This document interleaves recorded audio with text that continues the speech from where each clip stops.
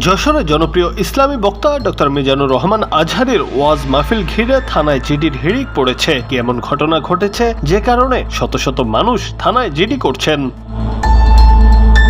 মূলত মাহফিলে অংশ নিতে গিয়ে মোবাইল ফোন, স্বর্ণালংকার ও বিভিন্ন জিনিস হারিয়েছে অসংখ্য মানুষ। শনিবার সকাল থেকে যশোর কোতোয়ালি মডেল থানায় সাধারণ ডায়েরি করতে ভিড় জমান ভুক্তভোগীরা। বিকেল পর্যন্ত ৩ শতাধিক জিডি হয়েছে। সংখ্যা আরও বাড়বে বলে ধারণা সংশ্লিষ্টদের।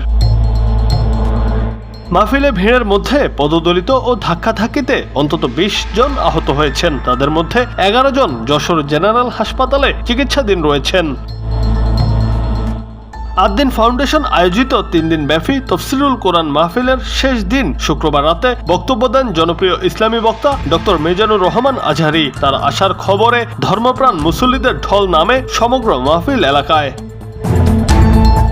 মাহফিল প্রাঙ্গণে প্রায় ৮ থেকে ১০ লাখ মানুষের সমাগম ঘটে। এদিন সন্ধ্যায় উক্ত মাহফিলে বক্তব্য দেন আস-সুন্নাহ ফাউন্ডেশনের প্রতিষ্ঠাতা চেয়ারম্যান শায়েখ আহমদুল্লাহ। শুক্রবার গভীর রাত থেকে শনিবার বেলা ৩টা পর্যন্ত স্বর্ণালংকার ও মোবাইল খোয়া যাওয়ার ঘটনায় ৩০০ জিডি হয়েছে বলে জানিয়েছেন যশোর কোতোয়ালি মডেল থানার ডিউটি অফিসার শারমিন আক্তার।